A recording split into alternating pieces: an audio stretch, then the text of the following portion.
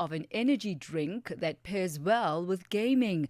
I'm talking about none other than Denis Vaden. He is a serial entrepreneur with over 30 years of experience in building businesses right from the ground up. Denis has done it all from manufacturing, marketing, and brand building to HR and customer service. He says his passion lies in building businesses that make the world a better place just by the mere fact that they exist. Denis joins us on the line. A very good afternoon to you, Denis. So good to be chatting with you this afternoon on Africa in Business. Hey, Thami, thank you so much for having me here. I really appreciate it. So you've got quite a track record. I mean, we're talking 3 decades, a 30-year history of building businesses. And, you know, if they say experience is what makes you expert, then I'm sure you certainly qualify within that category. Won't you give us an overview of some of the businesses that you've built? Sure, thank you. Punishment could be another word that you could use if you really wanted to use that. It also works really well. I've never worked for anyone, so I've been very privileged in that regard.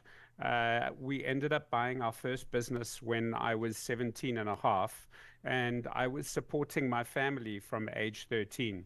My father was bankrupt. I worked 6 days a week. So I went to school in the morning and I waited at nights. And my brother got out of the Air Force at that stage and got a really small package.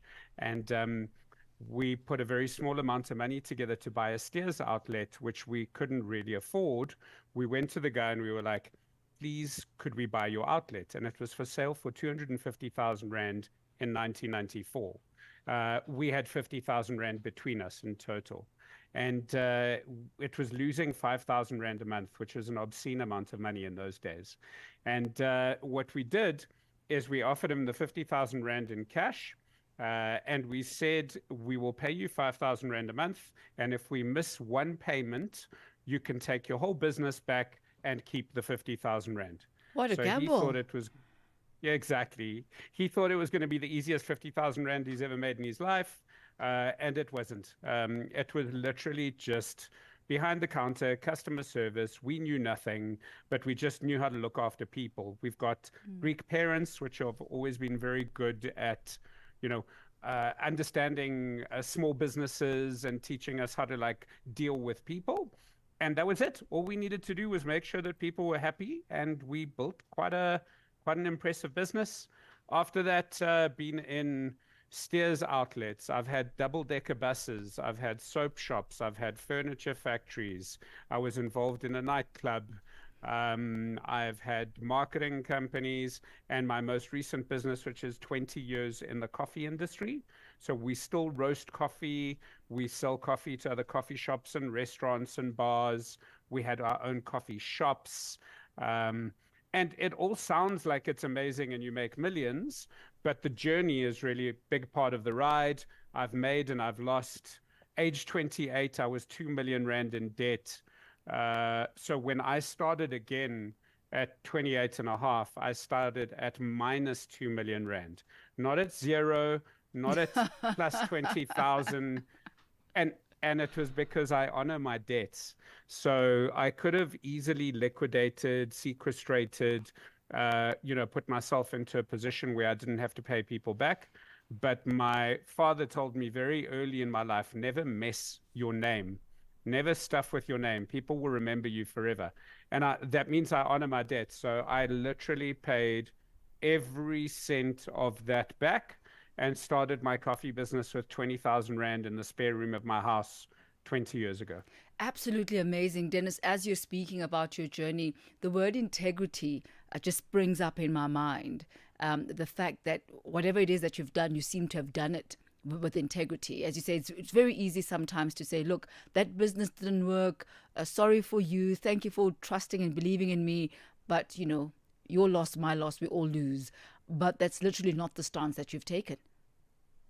No, I'm a firm believer that, like I said it before, I'll say it again, your name is everything.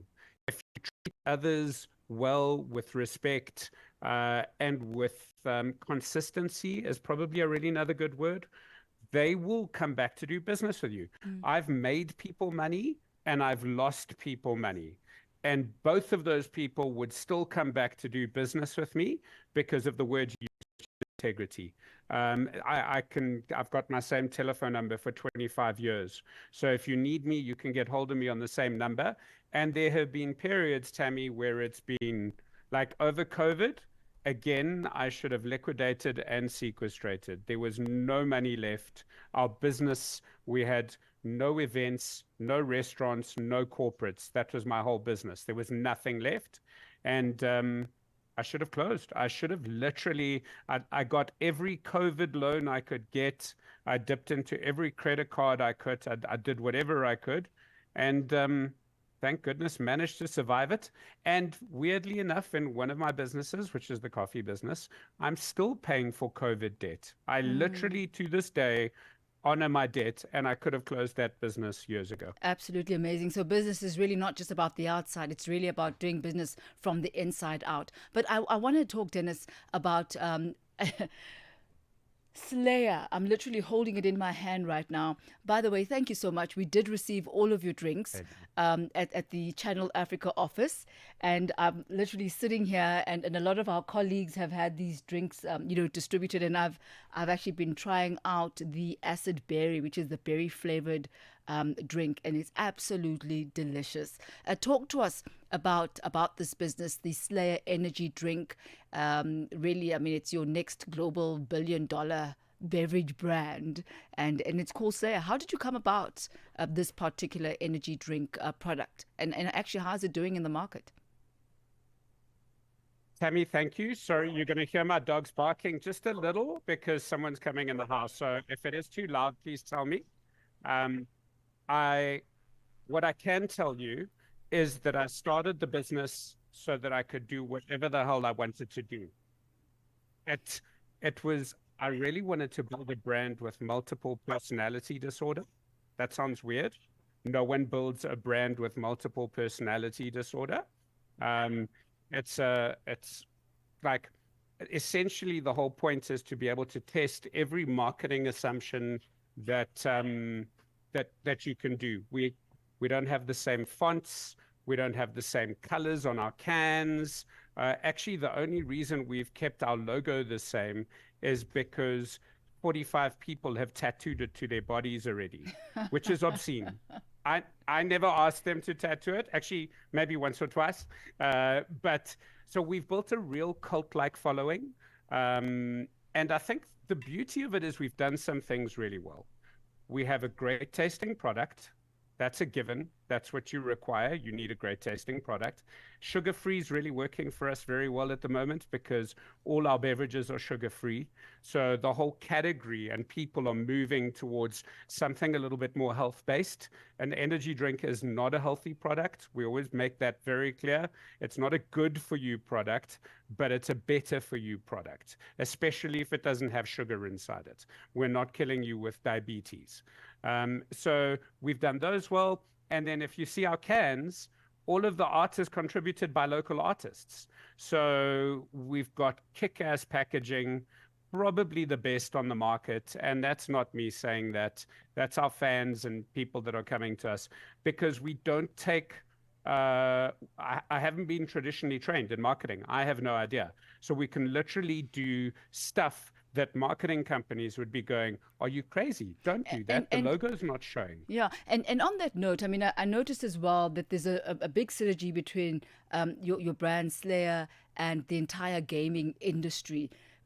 Because you've been featured in a lot of, gaming publications. I remember also with one of the, was it Comic-Con or one of the others where basically your brand was there and very synonymous with that entire animation and gaming industry. Why that link? Nerds and geeks is the short answer. These are our people. So it's sort of true to my roots. It's who I am. I'm a nerd at heart.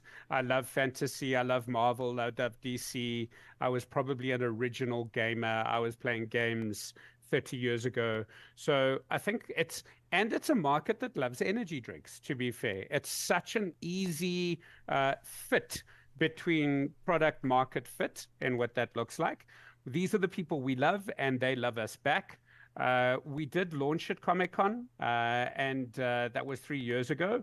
Subsequently, we're not allowed to feature it at Comic-Con. We can't be at Comic-Con or at Rage, which are the two biggest expos for gamers, because two of the biggest brands in the world are blocking us from being able to exhibit there, which in my mind is a little bit anti-competitive, but I suppose it is what it is. They must be terrified of us to be blocking us from these places. But what it does is it just makes the community love us more. And we've got this, yeah, sorry. And you know, before we wrap up really quickly, and you've touched on this, the continent of Africa is dominated by global beverages and global conglomerates. I'm thinking, you know, the Coca-Cola and associated brands, PepsiCo and associated brands, Red Bull, Monster. How are you performing, and what is the energy drinks market for smaller producers who are of African origin? It's we're having an absolute ball, and we are taking market share all the time, which is fantastic. We've done it with peanuts in terms of investment, and I genuinely mean that, peanuts. And what we do know is that wherever we put a product next to theirs, because we sell at fairly similar prices to the big boys that you were talking about, we don't play on the lower end of the price spectrum. We sell wherever we're next to them. So if we can do that in South Africa, we can do it in Africa, we can do it in Europe, we can do it in the United States, and we would have been born here, and we'll take them on in each one of their territories. And then obviously the energy drink market is massive. It's the biggest growing market in the world in terms of CAGR currently, and going up against the big boys is the third reason that I'm in this business. Dennis, I want to prove to people that we can beat them. Oh, Dennis, we're going to have to leave it at that. But look, wishing you all of the best as you continue to slay. Thank you for your time and for the lessons learned Thami, in your journey. Thank you so much. That's Denis Vaden, CEO of the energy drink company Slayer, bringing us to exactly 4:52. And that concludes our C-Suite for today. Ahoy, matey! Captain here to help, right, boys? Set sail with us on a digital voyage like no other. Channel Africa has a treasure trove of awesomeness. That is our website and social media pages. Tell me, why are you here? We want